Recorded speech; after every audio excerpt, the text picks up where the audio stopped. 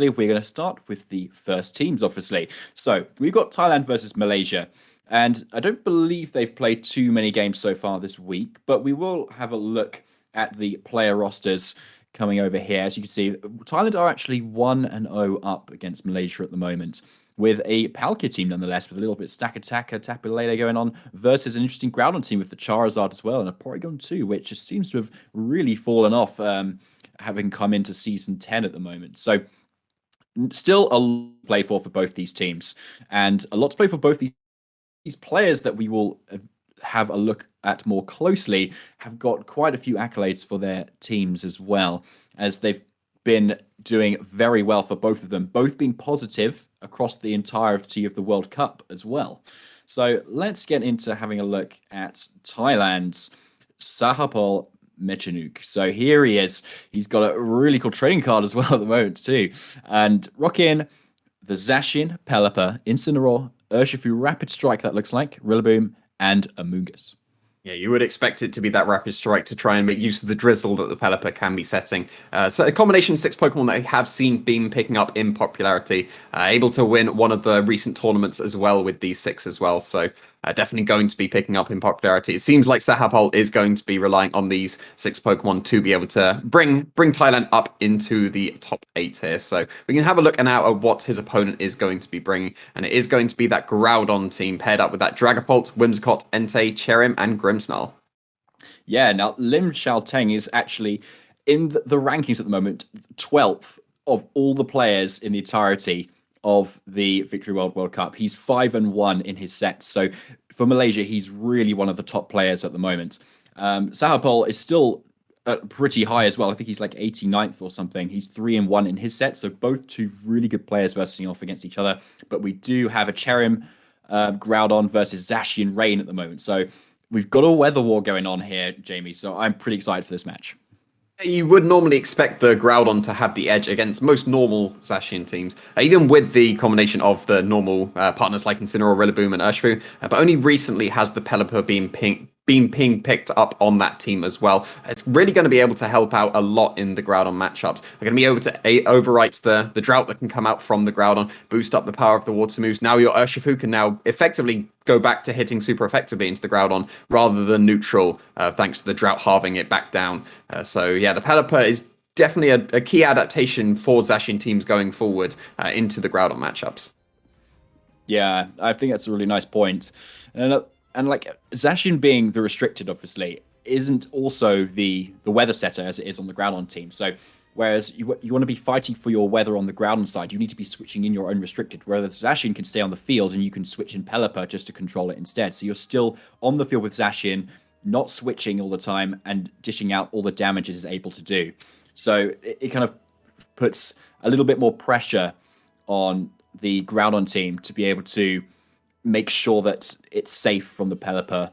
And it does have some tricks up its sleeve for that. The Whimsicott may even have the manual Sunny Day as well, being that prankster Pokemon. Grimmsnarl is another prankster Pokemon. Not sure if it actually gets Sunny Day though, but it is able to support a decent amount, especially with a potential Thunder Wave onto the Zacian, bringing it very much slower than a Groudon, and that puts it in KO range for a very powerful Precipice Blades, or even Heat Crash doesn't do too much actually, from which we are commonly seeing because Zacian is a very heavy boy, but with Cherim's boost, who knows what's going to happen. We've seen so much damage come out from Groudons, and with the Dragapult, which is often quite commonly paired with them at the moment, often say maybe that Choice Band or Life Orb to do a lot of damage, and with that blistering speed, it's going to be going first quite frequently. But let's get into this game. Thailand versus Malaysia. This is game 2 of their entirety of their set. And it's two very strong players going straight into this match. So let's see what these players have thought about for their leads. We've got Grimmsnarl and Dragapult coming out from them. And we've got the Incineroar and Urshifu Rapid Strike from Sahapol. Intimidate coming out, intimidating the Grimmsnarl, which may come into play if it's got that Spirit Break for Urshifu, and obviously Drag Body, so it'll be affected by that at all. Yeah, so the two potential fake outs coming out on both sides of the field. Grimstyle not often carrying fake outs, so we could be seeing that, maybe just going for the screens. It definitely has dropped off in popularity going into this Series 10. It was everywhere in the previous series, getting up the screens for the Dynamax Pokemon, but without that, people seem to not be relying on screens as much because you can't bulk out those really high HP Pokemon. No, you can't. And even though we do see Incineroar in at the moment, it's still in a nice position. You've got a potential like speed ties. You said it's got kind of an awkward speed stats at the moment, but a safe parting shot never goes wrong normally. But here comes the first fake out from this Incineroar into the Grimstyle. Grimstyle does flinch, so probably going for a practice move or a fake out of its own. U-turn comes out before the Dragapult, so revealing the Choice Scarf there to Lim, as he's able to switch out immediately into something of his choosing. We get the sneak peek there of the Pelipper, so for a little the rain tech, which we would probably expect for Sahapol to bring versus a Growlithe team, and of course the in the back. So if I'm Lim, I'm probably thinking would expect as well. But Dragapult is still yet to move here as Pelipper does come in and set the rain. So Incineroar's maybe not liking that so much, but Pelipper could be coming in for a bit of speed control for later on. Dragapult does now go for the Dragon Darts. See how much damage this does this time. And it's a really decent chunk, actually, seeing as that's a 50 base power attack that hits twice. But still not a 2-hit KO on the Pelipper.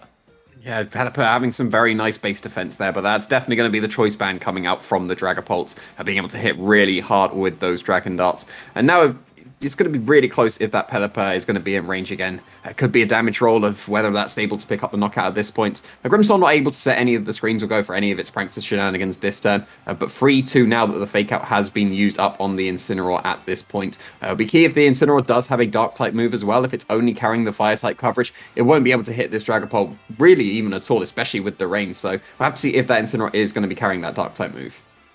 So we see the Reflect from Grinsnarl, which is going to make Dragapult potentially survive an attack from Incineroar, depending on the bulk. But Dragon Darts comes out yet again, unsurprisingly, doing a great amount of damage just across the board for both players. But Pelipper does live long enough to get a massively damaging Hurricane, actually, followed up by the Dragapult Throat Chop. So yeah, Sahapol maybe thinking it's probably a choice band there, pretty safe slot to double into. So Dragapult does go down for Lim's end.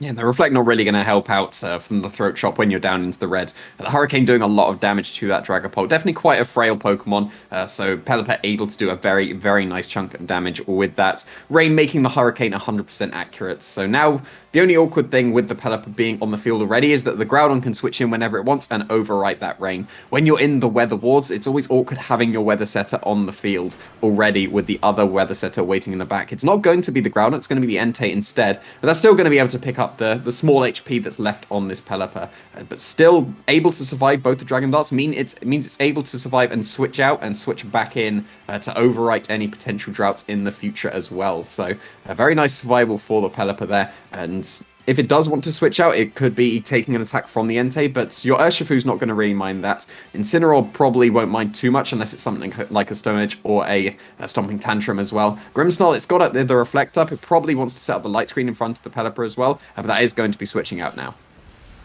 Yeah, so the Urshifu Rapid Strike does now come back in, as Entei is the next move. Sacred Fire comes out into the Pelipper slot, which is now that Urshifu, and that is the burn.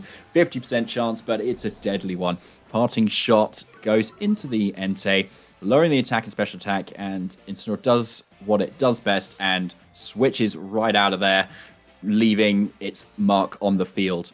So I'm guessing Sahapol might want to bring in his Zacian at the moment, as he's clicking at the moment. Ground's not been brought in yet. You want to have that Pelipper for the switch, so in it comes. But I believe we're still yet to see this Grimmsnarl move at the moment, so potentially coming for the Pelipper switch here, maybe a Spirit Break coming out. So yeah, so we do have the Spirit Break coming in, and the Urshifu is going to take this for its troubles, but has been intimidated, so it doesn't take too much damage. But maybe after the bird, it could be in range of another one. It's going to be close. But we are getting into the following turn. It's a Scarf, Urshifu, and a Zacian, and they're both pretty fast.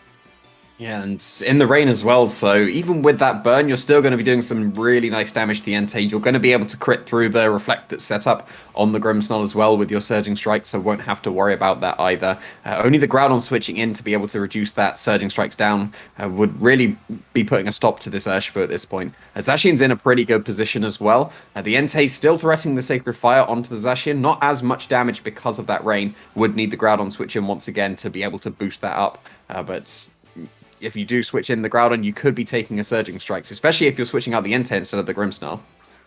Yeah, so the Entei does now switch out into the Groudon. A risky move right in front of a Zacian that is at +1 attack. You do have the Reflect, though, so it is a little bit safer than it otherwise would be, but Zacian actually goes on the defensive this turn, goes for the Protect. Potentially not want to take a Scarf Sacred Fire, maybe. But the Grimmsnarl does go for the Thunder Wave, and so Zacian is definitely using that Protect to its advantage this turn.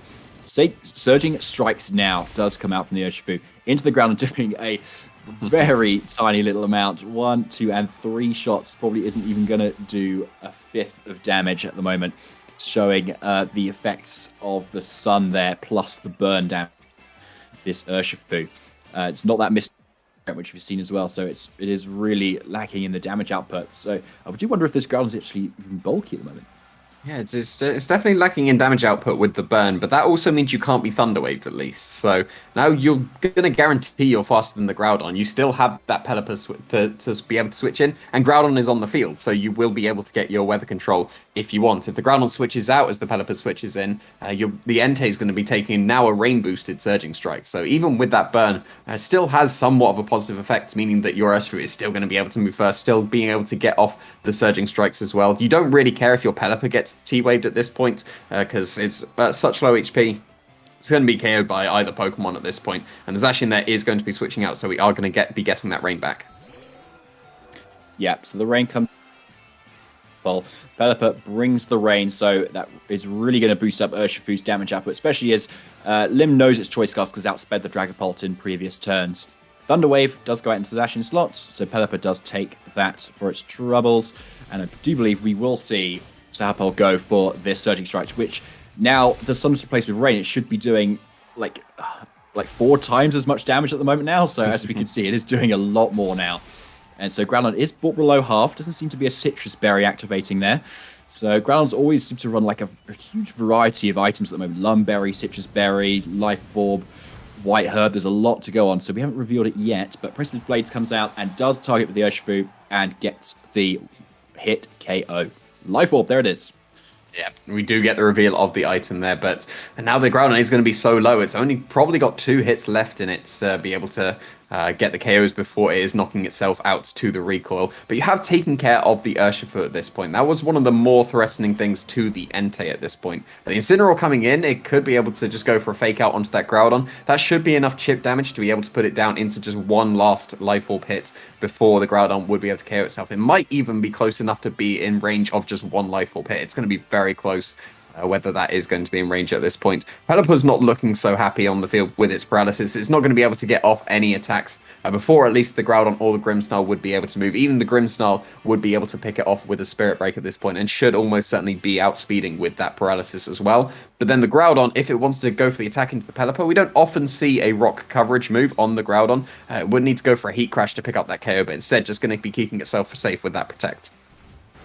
Yeah, so Fake Out goes into the Grimmsnarl slot, so not into the Groudon this time, as Pelipper actually does manage to pull something off, even at 3 HP and paralyzed. Pelipper is still putting in the work, so if it is that Choice Scarf Entei that we've seen running around a lot on teams, Zacian in the back for Sahapol is going to be outspeed it. Yeah, well, and now the Incineroar may even be able to outspeed the Groudon as well, so very good targeting of the Fake Out there. It actually makes a lot of sense to go for the Grimmsnarl as well. If the Groudon goes to the Precipice Blades or the Heat Crash that turn, it may be knocking itself out to the Life Orb recall, so that would be okay, an okay trade as well, but managing to catch the Protect and get the Tailwind up essentially for free. It means the Paralysis speed drop on the Pelipper is effectively neutered at this point, and Incineroar should be outspeeding the Groudon, so that's probably why it's switching into the Entei here. Yeah, Entei is the switch in here. Throw Chop comes out and does a lot of damage there. There's the critical hit, but still not 50% yet. Pelipper goes to the Hydro Pump through the paralysis, through the accuracy, straight into the Groudon slot. And that is a KO'd Entei. If Lim had any chance there, I think it was then. So as we do see the Entei, the main damage output versus this speedy Zacian is now down. Pelipper does go down, but what a trooper it has been for Sahapol's team. And Zacian is now able to be brought in with Groudon coming in, but it's a lot of HP has been damaged from it. Yeah, it's going to be in range of any attack the Incineroar will want to go for at this point. You can get your Thunder Wave down onto the Zacian and maybe get the full paralysis as well to put a stop to the attack coming out, which would definitely be able to KO either the Groudon or the Grimmsnarl at this point. But because of that earlier Tailwind, your Incineroar should still be outspeeding the Groudon at this point. And maybe if it's the Life Orb variant, it could be running a much faster Groudon, maybe be able to outspeed a very slow Incineroar, but almost certainly still going to be outspeeding with the Incineroar. You're also going to be able to boost up the power of the Flare Blitz damage as well by setting up the Drought once again. So even the Incineroar would be able to take on the Grimmsnarl a bit better as well. Incineroar is going to be key, just being able to outspeed at this point. If there was no Tailwind on the field, you could manage to rely on some full paralysis coming out onto the Groudon. Maybe you need to just go for the Protect instead to try and sort out the Tailwind at this point. Because if you manage to sort out the Tailwind and get a paralyzed possession, maybe you'll be able to just pick up a double knockout with the Precipice Blades, because it's still looking very close whether that Groudon has just one hit left in it at this point. It's not intimidated, and with the Life Orb boost, a Precipice Blade is going to be able to KO the Zacian, so if the Groudon is able to pull off that attack somehow and manage to stall out the Tailwind and get the Thunder Wave down onto the Zacian, it could be possible for that Groudon to pull a comeback. But you still also have to contend with the shaky accuracy of the Precipice Blades as well. So it's awkward odds for the Groudon at this point, but it's definitely a chance to come out. You just need to be able to stall out the Tailwind and land that Precipice Blades. Definitely, and that's it. So I imagine Lib's probably thinking about what he's going to do in game 2 now, because it's probably over for him, or at least trying to figure out that win con that you've kindly shared with us there, Jamie. But there's Grimmsnarl going for the Thunder Wave into the Zacian. That's definitely what he's going to need to claw this game back with some nice full paralysis. But no, Zacian gets that Behemoth Blade straight off into the Zacian slot, and this should definitely be a KO, even through the Reflect. Yeah, there's the KO there. And we still got another turn of Tailwind, I believe, as well, at least. So Ground's going to need to get another Protect as well. But as you say, Jamie, there is a slither of hope. Yeah, it's not the worst odds. You just need to double Protect and then hit both Precipice Blades. That's not ideal, but definitely possible. But apparently not in this game. The double Protect is not going to be coming up from the Groudon. Yeah, unfortunate for Lim there. But Sahapol is able to, with his Zacian, to KO the Groudon finally, getting a lot of KOs this game. So we're going into game 2. Sahapol of Thailand does take the first game of this set. So he must be feeling pretty good, especially versus the 12th top ranked player at the moment. So, Jerry, going into game 2, it seemed like Sahapol had a really nice game plan with just using that Pelipper to get the weather control he wanted, get the speed control he wanted as well. So how do you think Lim's going to adjust for this game 2? Well, it seemed like Sahapol was able to win the weather off effectively. When the Groudon was on the field, it wasn't really using its weather too much. It's going to be mainly defensively at this point to reduce the damage of the water type attacks, but the Pelipper being able to survive, switch out, even on 3 HP at that point, to be able to reset the rain, meant that the weather wall was won in Sahapol's favor, and we saw how much that mattered based on the damage. We saw the sun reducing the damage of the Surging Strikes on the Groudon. We saw the rain boosting the damage of the Surging Strikes on the Groudon. And it was a huge difference between the damage outputs. So the Weather Wart here is very important. And it's much more offensive coming out from the Pelipper and much more defensive coming out from the Groudon. So because of that, it's even more important to get the Pelipper onto the field with your Groudon still safely in the back. Try and KO the Pelipper if you can. Dragon Darts, just 2 of them, doesn't seem to be enough, so you'll have to find some other way of KOing that Pelipper. But if you do manage to take the KO on the Pelipper while your Groudon's still in the back, you'll be able to win the Weather War. And if you keep your Groudon much healthier, we saw in that endgame, it would have just needed to connect 1 Precipice Blades on both targets, and that would have been a double knockout. So if the Groudon was able to be a bit more healthy, that's all that you would have needed with the Groudon. So did take a significant amount of damage by having to take a rain-boosted water attack, even with the burn on the Urshifu. Without the burn, it would have definitely picked up an immediate KO on that Groudon, so it definitely needs to keep that Groudon a lot more healthy, because Precipice Blades is very good when there's no Pelipper on the field. It does sound like it, and I'd like to say that Cherrim may have a place in this game, but even with Grass as an offense, it's good for the Urshifu, I suppose, but Other than that, not too much, especially as you want to be having the sun up for the most of the game to be able to bring it. I do wonder if that Whimsicott does have Sunny Day, because I think if it does, that you definitely want to be bringing it. Because I'm trying to see how Limb approaches the Kyogre matchup based on that. And if it's just Groudon that sets the sun, it looks quite tricky actually to beat it. So I'm going to place my chips down. I'm going to say the Whimsicott has Sunny Day, and it comes game 2. But let's see. We're going to get into game 2. Thailand versus Malaysia, game 2. For anybody who's just joining with us now, Sahapol has taken the game 1 win quite convincingly as well, but this still wasn't out literally right to the end. So Dragapult and, Whimsicott does come to the second game. That's half of me right, so at least I get my money back. Zacian and Incineroar are the leads for Sahapol, so a bit of a switch up on both ends. Yeah, so no Pelipper coming out here. No Urshifu, coming out for the lead. Instead, the Zacian is going to be hitting the field immediately at this point. I have to see how the Zacian and the Dragapult are going to be trained relative to each other, because Zacian does naturally outspeed the Dragapult, but Dragapult tends to be ran faster as well.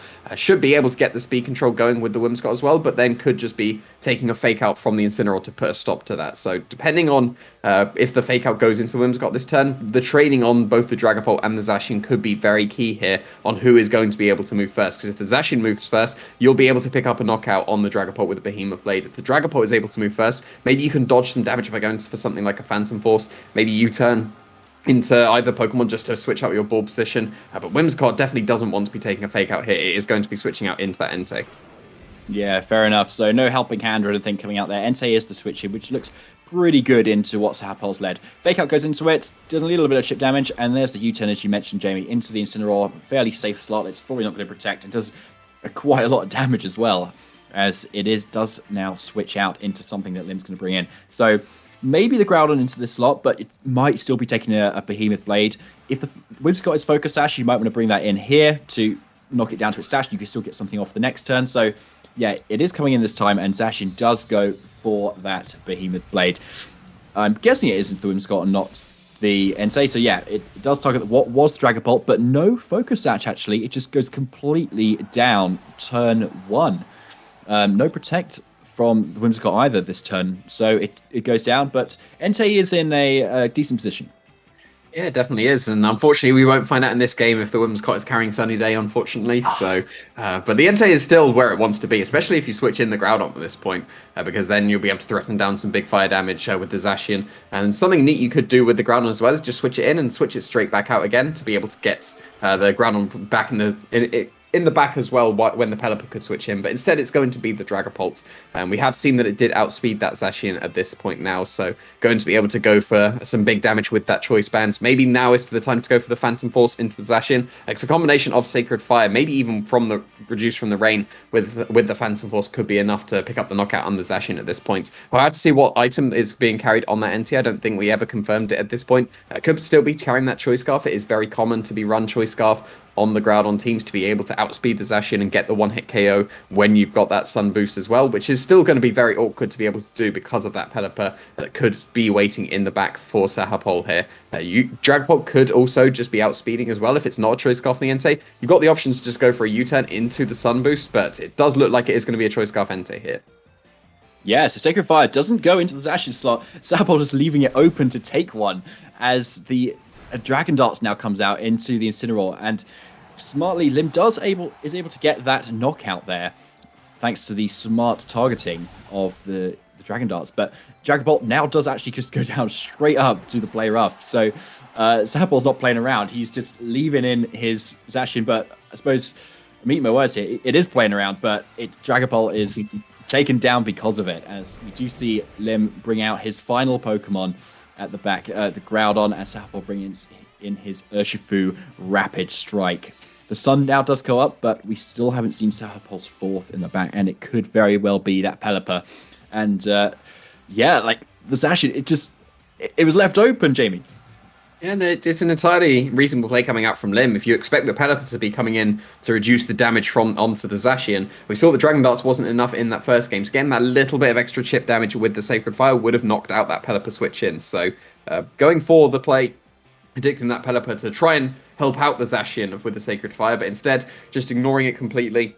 managing to get the prediction down and KOing that Dragapult means that the weather war has been once again won for Sahapol. At this point, you just get to switch into your Pelipper. You know the Entei's locked into Sacred Fire at this point. If it manages to get a burn on the Urshifu at least, that would be something to be able to allow the Groudon to be able to survive. But if it doesn't get that burn, you're going to be able to pick up a knockout on either Pokemon with that Surging Strikes.